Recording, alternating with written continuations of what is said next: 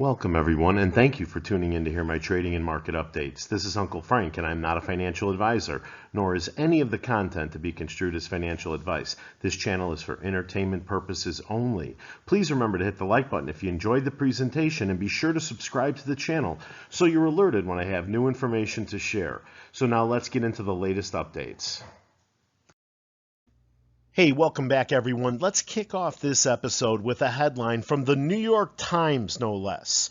Barbie box office to the world, the pandemic is officially over.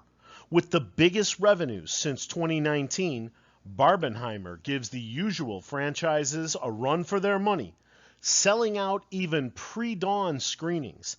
And then you could see a chart on the right depicting total weekend ticket sales in North America, jumping up and rivaling 2022 and 2019.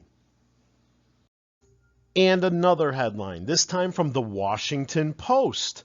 Barbenheimer shatters expectations and box office records.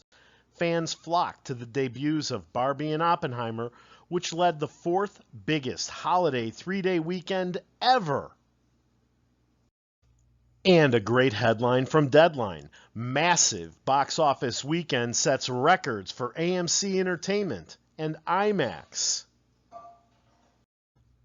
And even AMC's Investor Relations Department finally said something positive about our company. Press release. More than 7.8 million moviegoers in the U.S. and internationally saw a movie at AMC Thursday through Sunday, as AMC Theaters records its biggest and busiest weekend since 2019 based on global attendance and global admissions revenue. At its U.S. locations, AMC set a new post-reopening single-day attendance record on Saturday. It was AMC's busiest day since July of 2019. Guests showed up hungry to U.S. AMC locations on Saturday. AMC recorded its second highest food and beverage revenue day in the company's 103-year history, finishing behind only the opening Saturday of Avengers Endgame in May of 2019. The opening weekend of Barbie and Oppenheimer were the primary drivers of AMC's success this weekend, along with the strong holdover performances of Sound of Freedom and Mission Impossible: Dead Reckoning Part 1. The Barbenheimer phenomenon was in evidence. Through Sunday evening, more than 87,000 AMC Stubs members booked tickets to see Barbie and Oppenheimer on the same day.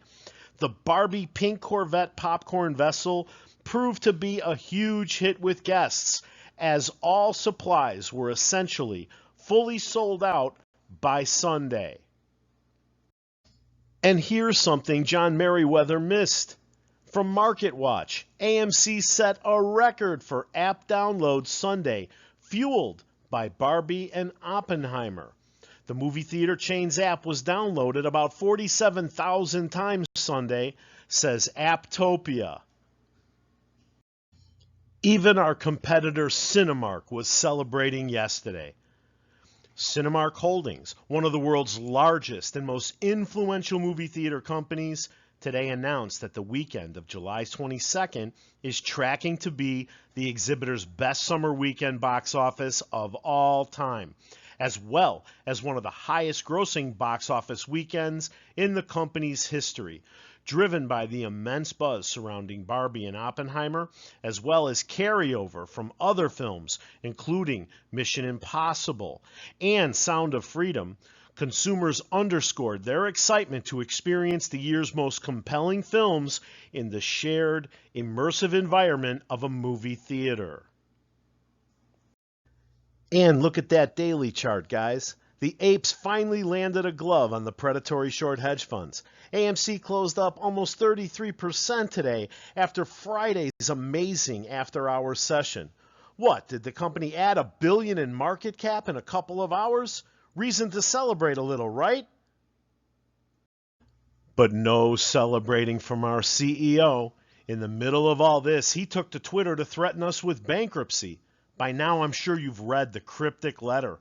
And look at that hashtag, AMC survive then thrive. Oh, so now it's survive then thrive. Where is today we pounce? There's gold in them thar hills? Where is choke on this or choke on that? No, we get AMC chief executive delivers warning after stock conversion rejected. Quote, I repeat, to protect AMC shareholder value over the long term, we must be able to raise equity capital, says AMC CEO. Does Adam know how much easier it would be to raise capital if the common were trading at 15 or 25? No, that's not his style. He likes selling Ape at 65 cents instead. Have you noticed our headlines from Adam Aron seem more like Seeking Alpha's headlines now? From Deadline, AMC Entertainment could run out of cash. CEO says after court ruling, urges stockholders to take bankruptcy risk off the table, even as shares surge. And in the middle of an avalanche of good news, this was my Google search from last night. From Seeking Alpha, of course. AMC Entertainment is likely going to file Chapter 11. From Yahoo, AMC movie theater patron brutally attacked in dispute over reserved seats. From Deadline, AMC Burbank 16 theater evacuated due to fire alarm interrupting Barbenheimer weekend. And of course, Fox, AMC Theaters scraps seat location-based pricing plan. Yeah, this is all really positive coverage, isn't it? Well, don't worry. Uncle Frank's got a little positive parting comment for you from Hedge Week. Hedge funds race to dump shorts as inflation data boosts equities. Hedge funds are dumping short positions at their fastest pace since January as returns lag the MSCI and bets on a recession continue to falter, according to a report by Reuters.